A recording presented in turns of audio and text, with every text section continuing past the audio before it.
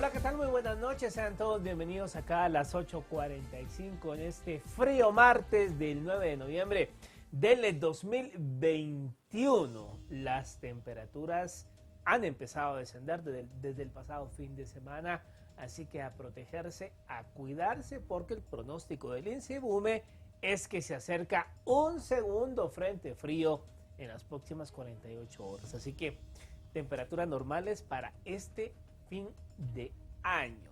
Esta noche vamos a hablar acerca de esta resolución de la Corte de Constitucionalidad en donde le devuelve la potestad a la Corte Suprema de Justicia, a los magistrados de la Corte Suprema de Justicia para la asignación, nombramientos y traslados de jueces dentro del organismo judicial. Ese será el tema que vamos a abordar y a desarrollar en los próximos minutos. Saludamos como todos los martes a María Inés Rivera, que está acá en el estudio con nosotros. ¿Cómo te va? Bien, Mario, qué gusto estar aquí contigo de nuevo a las 8:45, como tú bien dices, en este martes bastante frío, ¿no? Y acercándonos a las fechas de fin de año, sin duda alguna, ya se empiezan a calmar un poco también los temas de coyuntura, pero hoy la Corte de Constitucionalidad, con esa resolución que se publicó el día de ayer, pues todavía da mucho para que analizar, ¿no? Con los expertos. Por supuesto, y vamos a hablar precisamente de este tema que tiene que ver con el organismo judicial, uno de los tres poderes del Estado. El Pleno de Magistrados de la Corte de Constitucionalidad resolvió otorgarle el control a la Corte Suprema de Justicia para el nombramiento, traslado de jueces, aspecto que estaba en manos del Consejo de la Carrera Judicial. Esto luego de reformas en el año 2016. ¿Qué implicaciones tiene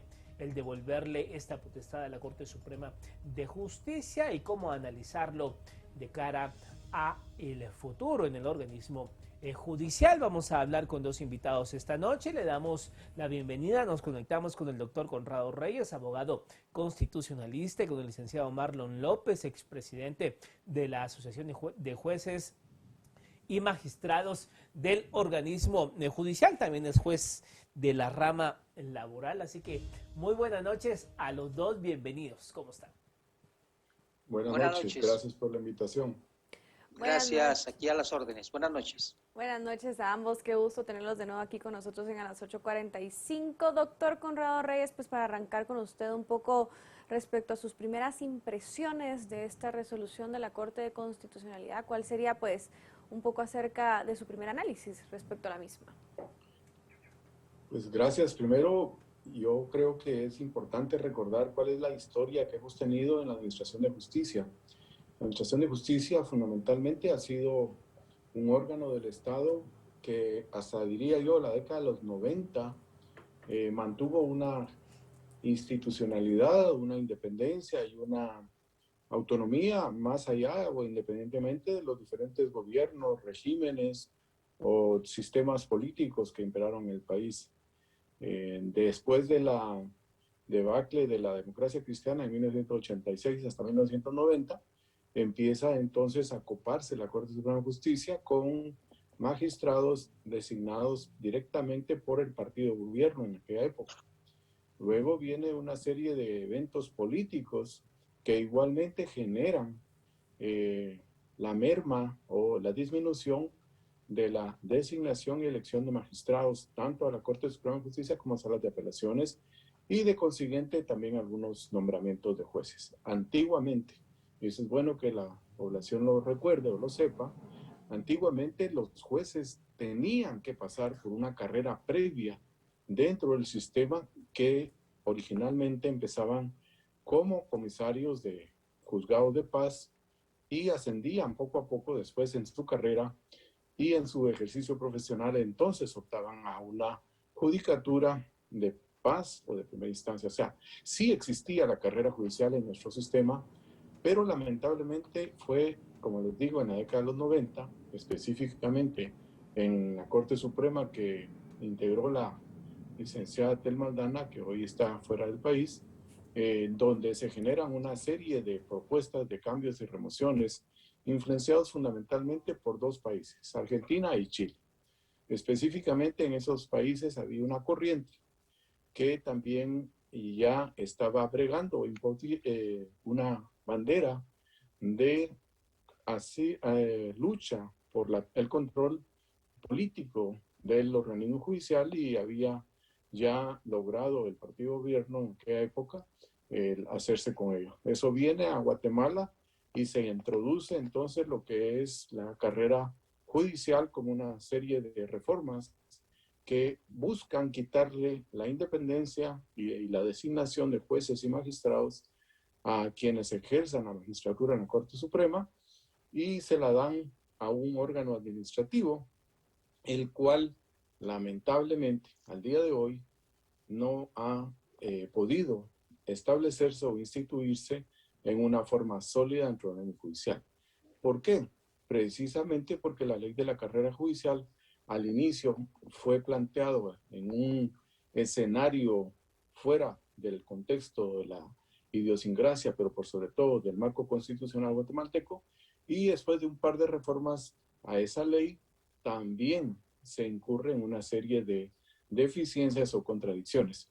Y aquí es bueno recordar toda esta historia porque hay algo fundamental. La independencia del orden judicial es privilegiada y es sostenida y defendida por los asambleístas de la Asamblea Constituyente en 1985, y así lo plasman en el artículo 203 de la Constitución, en el 204 y en el 205, que hay que interpretarlos e integrarlos completamente. Y en estos tres artículos claramente se establece que la independencia judicial, tanto económica como funcional, va a ser responsabilidad o es responsabilidad al día de hoy de quienes ejercen los cargos de magistrados en la Corte Suprema de Justicia. Yo veo que hacia todo eso es a donde la sentencia emitida, o mejor dicho, hecha pública el día de ayer por la Corte de Constitucionalidad, trata de regresar al espíritu constitucional en el sentido de que es, según el mandato de esos tres artículos de nuestra Constitución, ahí en donde debe descansar y debe prevalecer tanto la designación como la remoción o el traslado de los jueces. Otro aspecto importante que nadie o casi nadie menciona en análisis o en comentarios de prensa es que los jueces históricamente y constitucionalmente son nombrados por 5 años, tanto los magistrados de la Corte Suprema de Justicia como los magistrados de salas, como los jueces de instancia y de paz. Sin embargo, solo los jueces de paz en todo el país, como los jueces de instancia, exceden en la mayoría de los casos esos 5 años de su nombramiento. Difícil o muy raramente los jueces, al llegar en la fecha de los 5 años de su nombramiento, son removidos. Y digo muy escasamente porque sí hay casos debidamente justificados, debidamente documentados, en donde tanto la Corte Suprema de Justicia como en el tiempo que estuvo vigente esta norma, el Consejo de la Carrera Judicial también ordenó su traslado o su remoción. Pero son casos excepcionales para la cantidad y el número de funcionarios dentro del mismo judicial. Realmente los casos son pocos comparativamente, no tengo las estadísticas, pero es bueno que se investigue al respecto, porque la carrera judicial no es solamente de los magistrados de sala de apelaciones o de los magistrados de Corte Suprema de Justicia. Yo diría que esos serían los que menos posibilidad de carrera tienen, excepto un alto porcentaje de magistrados de sala que iniciaron su carrera precisamente desde la Administración de Justicia, el Servicio Auxiliar de Administración de Justicia, como oficiales, notificadores, eventualmente como secretarios de juzgados de paz o de instancia, y posteriormente presentaron sus expedientes para ser electos magistrados de sala de apelaciones.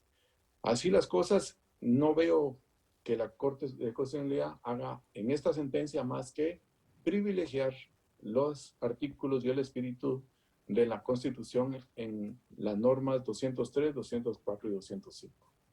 Ahora bien, juez Marlon López, ¿cómo se toma esta decisión desde las diferentes judicaturas, en el caso que usted ejerce como un juez de la rama laboral? ¿Cómo se toma esta decisión de la Corte de Constitucionalidad y en qué rol queda ahora el Consejo de la Carrera Judicial?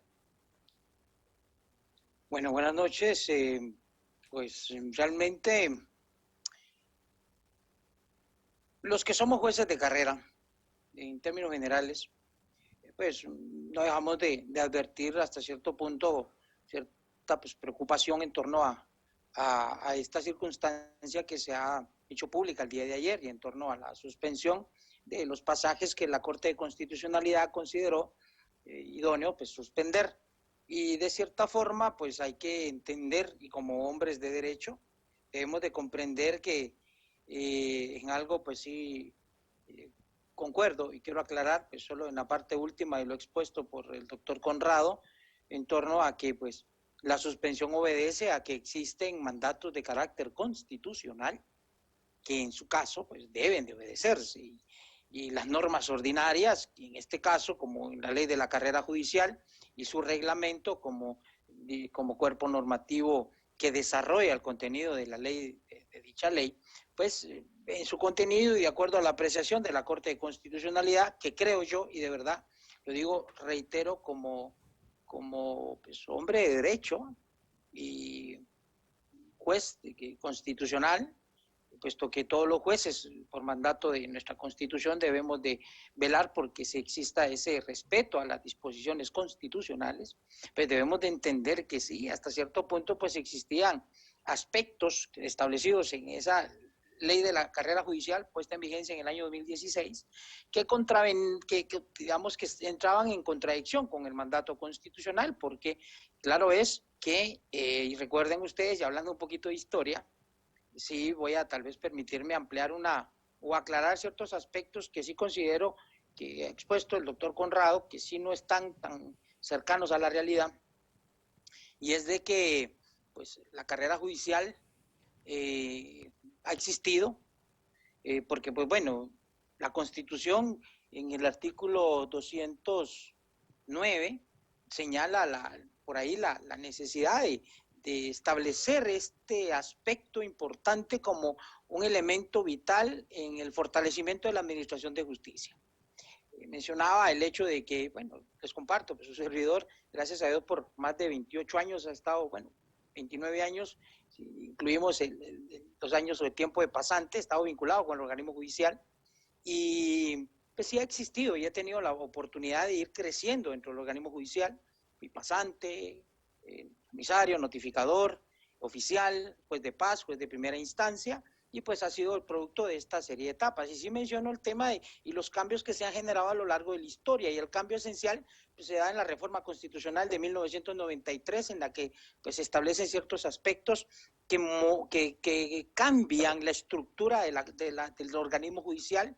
Recuerden que antes los magistrados, la presidencia del organismo judicial, por ejemplo, era ejercida por un solo magistrado durante todo el periodo para el cual eran nombrados. Caso del último presidente, el licenciado Rodil, que no recuerdo el segundo apellido, pero pues él en este caso pues fue el último presidente que estuvo durante todo el periodo. Bueno, se da el cambio y la reforma constitucional y se van dando los cambios y los cambios en la presidencia del organismo judicial, etcétera, etcétera. Pero en el año 1999 cobra vigencia la primera ley de la carrera judicial.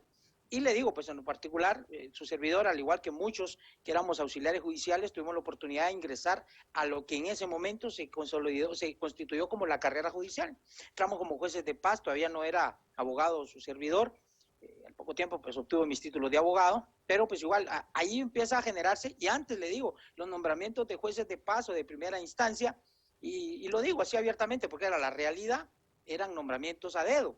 Si tenías un cuate que era magistrado y tú tenías la calidad de abogado y tenías pues un buen respaldo con él, te nombraban, y así hubo muchos y no porque demerite con esto su carrera como jueces, pero muchas personas fueron nombradas así, no como producto de lo que ahora y desde a partir del año 2000 que se instituye las promociones de aspirantes a jueces de paz, ya con procesos de convocatoria abiertos, con escrutinio público, y le digo, o sea, ha existido esto durante estos 20, 21 años, desde que se pone en vigencia esta primera ley, que sufre reformas en el año 2016. Y el Consejo de la Carrera Judicial siempre ha tenido, bajo su control y como responsabilidad, pueden revisar la ley anterior, la responsabilidad de generar los procesos de convocatoria y la Escuela de Estudios Judiciales tener bajo su responsabilidad los programas de formación inicial para jueces, que ahora la modalidad ha sido más e-learning, es decir, vía internet. Su servidor participó en las dos modalidades, e-learning, que es presencial, o e-learning vía internet. Entonces, pues se ha ido consolidando esta carrera y estos procesos de formación y de nombramiento de jueces. Desde que yo recuerdo, siempre la Corte Suprema de Justicia ha tenido, por disposición constitucional, y no solo, la ley del servicio civil del organismo judicial así lo establece, la facultad del nombramiento de jueces. Siempre ha existido, y es que la norma constitucional así lo prevé. Y ahí es donde surge el conflicto, porque en el año 2016 cobra vigencia, bajo presiones de distintos sectores, reformas a la ley de la carrera judicial, se establecen y crean y toman vigencia, pero se pensaba en que iba a ir de la mano con una reforma de carácter constitucional, y ustedes recordarán que hubo pues mucha actividad o mucho activismo en torno a estas reformas constitucionales, y yo en su caso, en su momento, pues señalaba de que se fundaba esta reforma constitucional criticando los programas de formación o los procesos de designación de jueces, y era algo falso, porque la verdad, o sea, ningún sistema es perfecto, pero pues puede tener sus debilidades, pero en este caso sí existían procesos transparentes, públicos, en las convocatorias a los profesionales del derecho que querían ser parte de la carrera judicial, pero nos quedábamos cortos, porque solo, por ejemplo, pasábamos en aquel, les digo, 99-2000, se convoca auxiliares judiciales, entramos y somos nombrados como jueces de paz. 4 o 5 años después sale la primera promoción de jueces de primera instancia bajo la tutela de la ley de la carrera judicial, ascendidos de jueces de paz a jueces de primera instancia. Y desde el año 2007, por ejemplo, su servidor es juez de primera instancia, y así pues he ido realizando mi función jurisdiccional. Pero cito esto porque sí es importante no generar confusión. La carrera judicial se consolida esencialmente a raíz de la puesta en vigencia en 1999 de la primera ley de la carrera judicial. Nos quedamos cortos, sí, y eso ha sido lo que ha fundamentado mucho la exigencia de una reforma constitucional, porque se quiere, se pretende, se anhela, por el semillero que está dentro del organismo judicial, que los jueces de paz salgan de los mismos auxiliares judiciales. Hay muchos secretarios de distintos órganos jurisdiccionales que en la actualidad han tenido la posibilidad de optar a los cargos de jueces de paz, y este mismo proceso de ascendencia, digamos, en la carrera, pues nos quedamos solo hasta los jueces de primera instancia, y el anhelo es de que se ha ampliado al tema a las magistraturas, y parte de lo que, y si entendemos el contenido de esas reformas que se dan en el año 2016, advertimos que incluso, por ejemplo, se señala de que preferentemente el Consejo puede proponer un listado de nombres de jueces producto de una evaluación para que puedan ser tomados en consideración para los nombramientos como magistrados de sala. Entonces, parte de esa consolidación, creo yo en lo particular, claro, preocupante esta situación, porque pues, por todo lo que se sataniza en torno al tema del nombramiento de jueces, pero ojo, no dejemos de observar que ahora los nombramientos siempre seguirán bajo estos mismos procesos de formación, estas mismas convocatorias públicas. O sea, el nombramiento sí seguirá siendo una función exclusiva de la Corte Suprema, pero el Consejo tendrá la responsabilidad de decirle a la Corte Suprema: señores, mire, aquí está esta nómina de personas que salieron, que ganaron sus evaluaciones, porque ojo, nos sometemos a evaluaciones jurídicas, psicométricas y de investigación pública, y dice, aquí está la nómina, y nos sometemos a un programa de formación, sujetos a ganar ese programa de formación. Y ojo, que la modalidad actualmente hace la exigibilidad de que los auxiliares judiciales que están optando a jueces de paz no dejan su trabajo, o sea, llevan su trabajo y paralelamente va el programa de formación. Los jueces de paz que quieren ser jueces de primera instancia, paralelamente llevan su judicatura y su programa de formación. Entonces, después de que se aprueba el programa de formación creado y ha sido fortalecido a lo largo de más de 20 años por parte de la Escuela de Estudios Judiciales, pues ya los compañeros ganan su programa de formación, obtienen los puntajes que son establecidos como mínimos, y la nómina se propone a la Corte Suprema de Justicia para que la Corte Suprema de Justicia haga estos nombramientos. Repito, el asunto es de que acá lo que estaba contenido en una ley de la carrera judicial desfasada de acuerdo al mandamiento constitucional, ha dejado de tener vigencia. Eso es lo que creo yo de importante de destacar, y que creo yo que a la larga es de respetar lo que establece la Constitución. Doctor Conrado Reyes, ya pues a la luz de también lo que decía el licenciado López en su intervención, algunos análisis pues en torno a esta resolución hablan de ese peligro justamente de dejar el poder en manos de la Corte Suprema de Justicia de nombramiento de jueces puede ser contraproducente, pues existiría de cierta forma un riesgo de que los jueces, de la independencia de los jueces, ¿verdad?, que fueran removidos también de forma arbitraria. ¿Qué piensa de este análisis? ¿Está en riesgo realmente la independencia judicial con esta resolución? ¿Cuál es su análisis al respecto, doctor Conrado Reyes?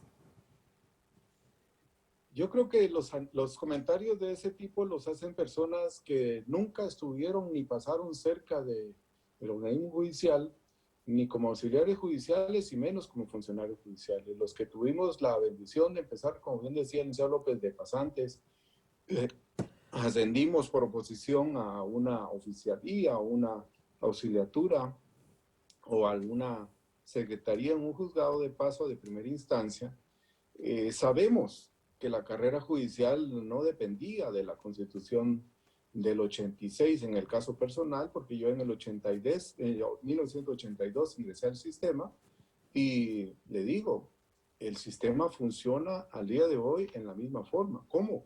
Con los procedimientos nuevos, como bien lo explicaba el licenciado López, procedimientos de formación, de actualización, de oposición. Es lógico. En todo el mundo, el sistema de recursos humanos ha evolucionado y ha sido un sistema cada vez más eficiente. Tenemos hoy en grandes industrias, en grandes empresas en todo el país, pero especialmente en todo el mundo, la enseñanza a distancia. Hoy usted puede acceder a una capacitación en cualquier universidad casi a nivel mundial en cualquier tema, siempre que cumpla los requisitos y siempre que se cumpla con las exigencias académicas de la enseñanza. O sea, la propedéutica en este caso está exclusivamente desarrollada por la Escuela de Estudios Judiciales. Claro, previa aprobación de los programas y capacitaciones que se definan en un pleno de la Corte Suprema de Justicia, en un plan de trabajo. O sea, lo que no se debe confundir es que los procesos y los procedimientos al día de hoy en todo el mundo han cambiado y esos procesos y procedimientos seguirán, como bien lo decía el licenciado López. Sin embargo, lo que no puede variarse y no debe variarse en tanto no exista una reforma constitucional son las normas constitucionales.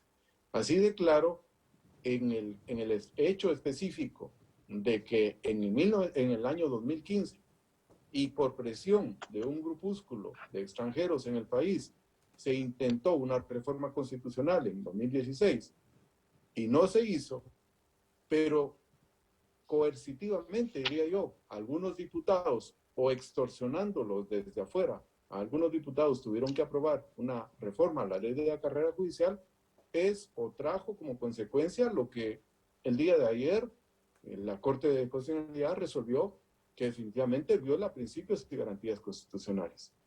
En resumen, los procesos, los procedimientos a cargo del Consejo de la Carrera Judicial continuarán, como continuará cualquier sistema gerencial, administrativo, financiero, etcétera, que tenga que respetarse dentro del organismo judicial en el manejo de fondos públicos, en el manejo del presupuesto, e igual, o sea, el organismo judicial no puede alejarse de las normas que administrativa, financieramente rigen la fiscalización y el control del gasto público, por ejemplo.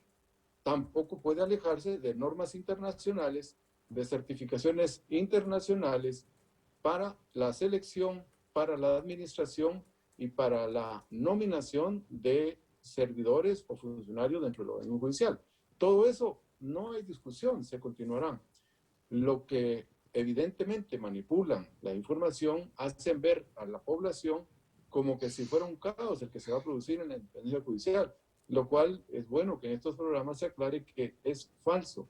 La Corte Suprema de Justicia el día de hoy sigue nombrando jueces de primera instancia, jueces de paz, insisto, muchos de ellos, como bien lo explicaba el licenciado López, tienen 10, 15 años y nunca son removidos porque la evaluación que año con año se hace de su judicatura es eficiente, es apropiada, es adecuada y muchos son incluso motivados a buscar traslados para regiones del país o para la ciudad capital en áreas especializadas, en donde ellos también han avanzado en sus maestrías, diplomados o hasta doctorados en Derecho. Entonces, yo creo que el que no conoce el sistema y la administración de justicia puede hablar tanta falacia como hasta el día de hoy engañosamente se ha dicho. ¿Cuáles son, juez López, cuáles son, digamos, esos parámetros de calificación que pues bueno, el doctor Conrado Reyes ha traído a colación? ¿Cuáles serían esos parámetros de calificación para los jueces y que al final terminan siendo una garantía de que no va a haber una discrecionalidad o porque me cae bien o porque me cae mal determinado juez, lo voy a quitar, lo voy a mover, lo voy a poner? ¿Cuáles, digamos, son esas garantías de parámetros de calificación? ¿Quién lo califica para entendimiento de la audiencia? Ok, gracias, Bea. Muy interesante y de verdad agradezco mucho el cuestionamiento porque de verdad es necesario que la gente comprenda y entienda que existen sistemas que permiten, primero, si un juez está actuando de manera inadecuada, inapropiada, al margen de la ley, pues presentar las denuncias correspondientes. Claro, no debe confundirse el hecho de que si el juez, al dictar una sentencia mediante los razonamientos correspondientes o una resolución, pues no accede a lo que está pidiendo la parte, no, pues esto sea motivo de una denuncia o de una persecución disciplinaria, porque la ley es clara de que en su caso, pues las resoluciones que emiten los jueces, cualquiera que sea, pues están sujetas a impugnación. Bueno, aclarado este aspecto, porque es importante advertir el tema disciplinario y que la gente comprenda que el juez, en su caso, podrá ser removido si existe causa justificada. Existen procedimientos establecidos en la ley de la carrera judicial de traslados que en su caso pueden ser motivados por alguna circunstancia. Circunstancia incluso hasta de riesgo del mismo juez, porque pensemos en tanta conflictividad en el interior del país, la gente lamentablemente que no comprende tal vez cómo funcionan los sistemas de administración de justicia, la emprende en contra del funcionario judicial, en contra de sus auxiliares. ¿Cuántas tomas de rehenes no hemos visto, no hemos conocido en torno al accionar al margen de la ley de alguna parte de las poblaciones? En fin, todos estos riesgos también son considerados para que el juez pueda ser trasladado. Pero aquel buen juez, y tal como lo menciona el doctor Conrado, aquel buen juez que hace una labor positiva en su comunidad, me precio, por ejemplo, su servidor, fui juez del municipio de Flores, Petén, casi por 3 años, tuve la oportunidad de ser presidente del Comité Ejecutivo de Justicia del departamento por 2 años, realizamos muchas actividades de proyección en la población y esto permite que también el buen juez sea reconocido por la población y tenga tranquilidad y pueda estar 5, 10, 15 años ahí, si ahí hace su vida, si el juez ahí tiene familia, si ahí hace su entorno, en su caso, ¿por qué no dejarlo que esté allí? Y moverse al juez si él quiere o por alguna circunstancia que afecte o que pueda poner en riesgo su integridad o la de su familia. Pero retornando al cuestionamiento que usted planteaba, vea, en las evaluaciones del desempeño, los jueces, tal y como lo mencionaba el doctor Conrado, estamos sujetos a una evaluación anual. Esta evaluación anual se va sumando y al final de los 5 años que él mencionaba que la Constitución establece para los jueces de primera instancia. Los jueces de paz no están sujetos a este periodo constitucional. Los magistrados de sala, los magistrados de corte y los jueces de primera instancia sí estamos sujetos. Pero en su caso, estos procesos de evaluación toman en consideración varios factores.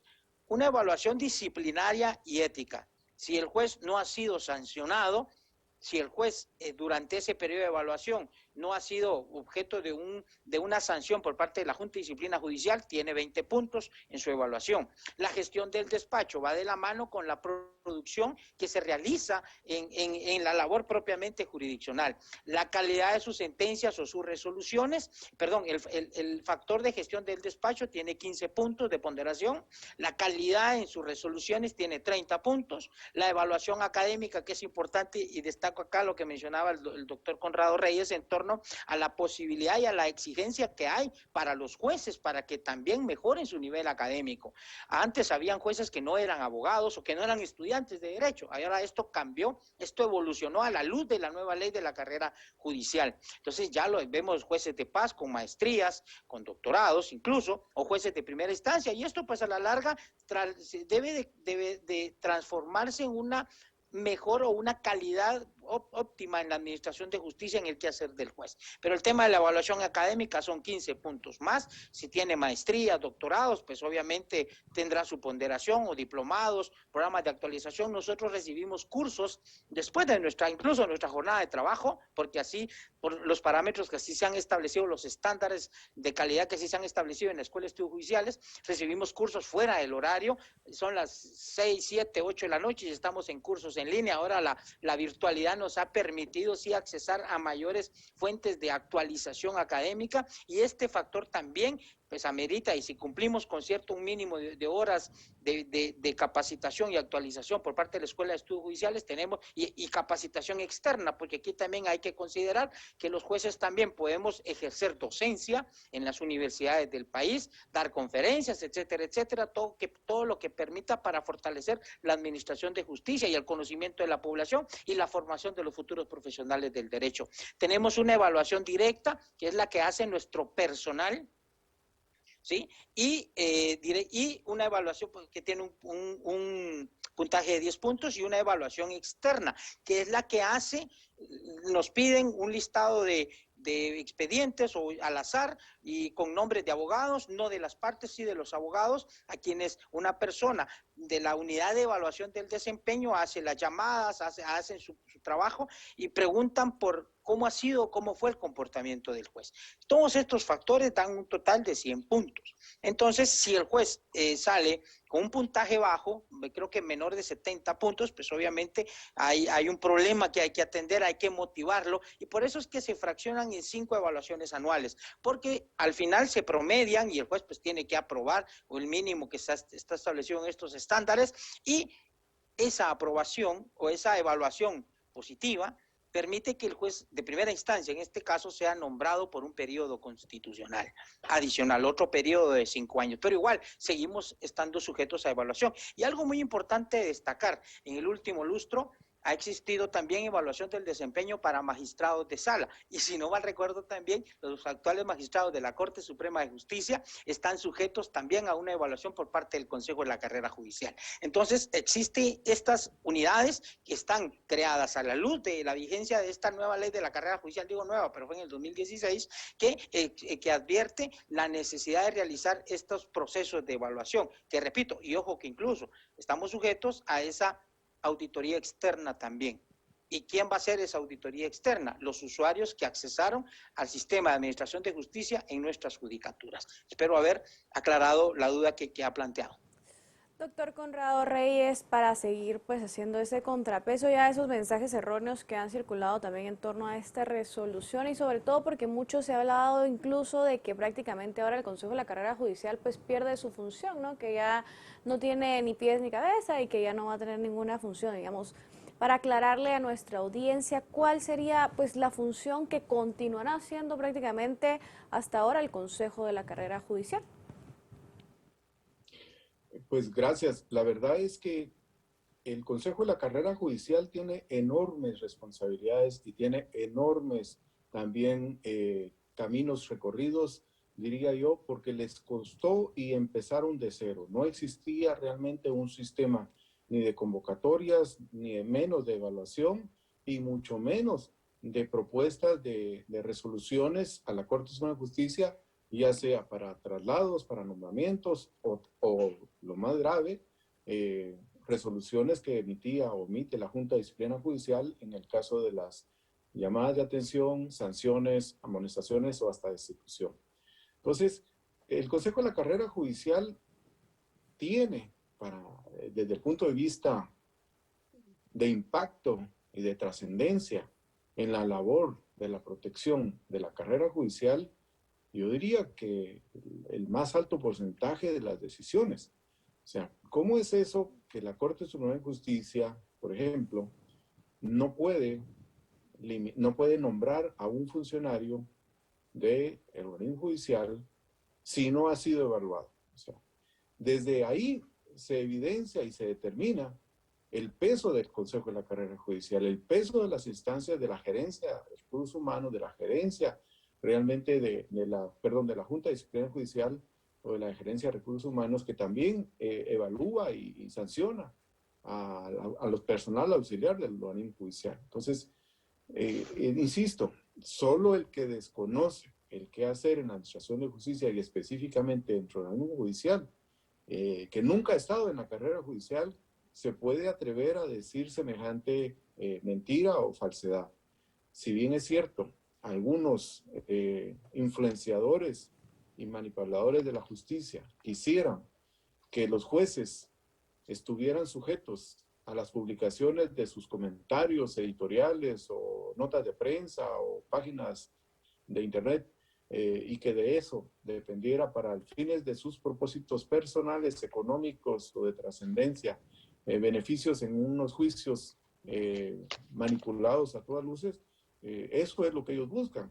Pero la población cada día se tiene que dar cuenta más de que el organismo judicial tiene ya toda una instancia y un sistema que garantiza que desde el principio el auxiliar judicial ha sido previamente evaluado, ha sido seleccionado, ha sido calificado. Yo hacía la comparación de los años 80 porque antes de la actual Constitución, ese proceso lo hacían los jueces de paz. O sea, uno no podía entrar a aspirar a un nombramiento dentro de la carrera judicial si el juez de paz no evaluaba su desempeño como pasante. ¿Qué es un pasante? Para que el público lo sepa, es una persona que trabaja ad honorem. ¿Cuánto tiempo? El tiempo que sea necesario hasta que exista una plaza en la cual pueda llenar los requisitos para que sea propuesto. Eso era antiguamente por el juez. Y así se iniciaba en la carrera judicial. Eso se asumió o se adhirió al sistema de reclutamiento y al sistema de recursos humanos del organismo judicial, porque actualmente siguen los jueces de paz y los jueces de instancia siendo las personas que evalúan en el quehacer diario aquellos estudiantes del derecho, hoy en día casi todos, que voluntariamente aceptan ir a hacer unas pasantías a cualquier parte de los tribunales del país. Y cabe mencionar también las facultades de Derecho de las universidades que prestan la carrera o ofrecen la carrera de Ciencias Jurídicas en Guatemala, también tienen programas en los cuales los estudiantes asisten y van a realizar prácticas no pagadas a diferentes instancias, dentro de ellos del sistema de justicia, entre ellos a los juzgados y también al Ministerio Público, la Defensoría Pública Penal. O sea, realmente no es cierto que la Junta de Disciplina Judicial o el Consejo de la Carrera Judicial pierda sentido o pierda institucionalidad. Al contrario, la institucionalidad se garantiza con los sistemas que, como bien ya dijimos, empezaron ya hace 15, 20 años por lo menos a fortalecerse. Yo diría que en los últimos 15 años se han fortalecido. Al inicio fue muy, muy difícil. El organismo judicial no tenía los recursos financieros, presupuestarios asignados por el Presupuesto General de Ingresos y Egresos de la Nación. Eso ha sido una constante guerra durante cada administración de la Corte Suprema de Justicia y seguirá siendo. ¿Por qué? Porque la justicia se demanda en todo el país con mayor número. El nombramiento de nuevos jueces de primera instancia en más municipios del país es una exigencia. Conforme la población va creciendo, también alguna problemática o alguna necesidad de jueces de instancia en materia especializada debiera de darse, y en ese plan de evolución y desarrollo nacional jamás el gobierno central ni ninguna autoridad de los otros organismos del Estado prevé la necesidad de ampliación al organismo judicial en su presupuesto, precisamente para que crezca el número de personal auxiliar y el número de jueces que deben hacer presencia en los diferentes municipios que cada día evolucionan y crecen también en aspectos económicos, en aspectos demográficos y no digamos en aspectos de conflictividad, por crimen, por delincuencia, por deudas, por asuntos familiares, etcétera. O sea, sí hay necesidad y debemos como pueblo, como población, estar conscientes que el organismo judicial, lejos de pensarse que va a reducir su presupuesto alguna vez, siempre debiéramos de apoyar el incremento, y eso es en base al sistema de desarrollo y evolución que se plantee dentro de la Administración de Justicia. Ahora bien, juez Marlon López, ¿qué podemos esperar entonces ya con esta resolución de la Corte de Constitucionalidad de cara al futuro en el sistema judicial? Sobre todo si hay todavía algunas dudas por parte de la población en cuanto a garantizar de que no va a haber discrecionalidad por parte de los magistrados de la Corte Suprema de Justicia, no necesariamente esta Corte Suprema de Justicia, sino la Corte Suprema de Justicia que en su momento esté y le toque pues tomar una decisión, que hay una garantía de que los jueces van a estar porque pues su desempeño así lo requiere, y van a ser removidos porque definitivamente hay una causal y una falla demostrada. demostrada. ¿Cómo garantizar esto de cara al futuro? Pues la garantía está establecida en la ley. La ley en ese sentido no ha sufrido modificación. Viene a mi mente dos cosas. Por ejemplo, hace algunos años, dos compañeras juezas, después de su evaluación del desempeño, fueron trasladadas a otras judicaturas al interior del país. Hubo necesidad de que promovieran acción constitucional de amparo, ya que no existía una motivación para el traslado a otras judicaturas. Su evaluación había sido satisfactoria y no había ningún riesgo en torno o algo que justificara ese traslado. Fueron amparadas y las compañeras fueron designadas nuevamente en sus judicaturas. Esto lo cito porque la garantía está. Los jueces no pueden ser removidos de su cargo a menos de que exista una causa justificada.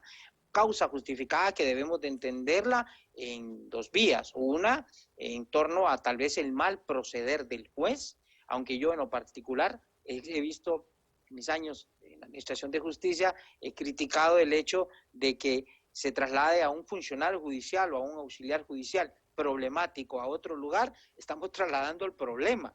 Entonces creo yo que si hay situaciones que ameritan que el funcionario judicial, independientemente del cargo que tenga, o el auxiliar judicial, estén actuando al margen o fuera de los cánones establecidos en todo el andamiaje jurídico que rige nuestro actuar, Reglamento General de Tribunales, Ley del Servicio Civil, reglamento del mismo, Ley de Tribunales de Trabajo y Provisión Social, en fin, existe todo un andamiaje, la misma Constitución que advierte este tipo de situaciones. Entonces, si esta persona está actuando al margen de la ley, pues deberá en todo caso que ser removido o destituido de su cargo.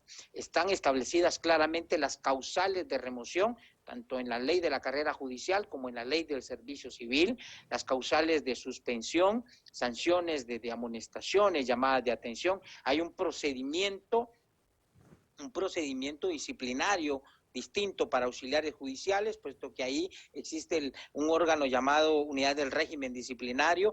Para funcionarios judiciales, en general, la Junta de Disciplina Judicial, existe un procedimiento que tampoco ha sido modificado, ha sido trastocado. Existen garantías dentro de ese procedimiento disciplinario. En su caso, pues existe, repito, todo el andamiaje que permite considerar, al menos yo en lo particular, creo en que se va a respetar eso que está establecido en la ley, y que en un momento determinado, repito, y tal vez por ahí surgen las voces por algunos colegas jueces que han sido objeto de denuncias y que por su delicada función pues alegan, por ejemplo, estar siendo perseguidos por esa función o por los casos que están conociendo.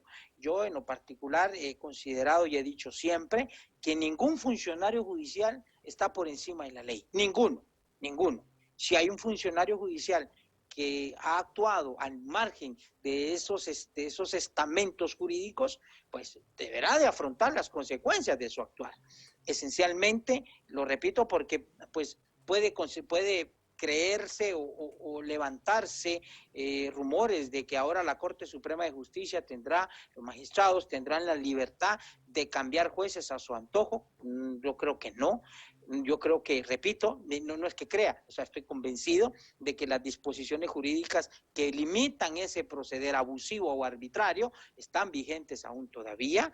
Entonces, pues ahí sí que confiar en que se mantendrá ese respeto, y ya corresponderá a las distintas asociaciones u organizaciones de jueces que de así a su vez deberán de asumir el papel que les corresponde en torno a, pues, a proteger a sus agremiados que estén siendo sujetos de estos procedimientos arbitrarios. Repito, existe un debido proceso en todos los ámbitos, y ese debido proceso está vigente aún. Entonces, que se hayan dejado en suspenso por disposición del máximo órgano constitucional, amparado en la plena vigencia del mandato constitucional, ciertas disposiciones de la ley y de la carrera judicial, pero ello creo que no debe de considerarse en lo particular o de sobredimensionarse.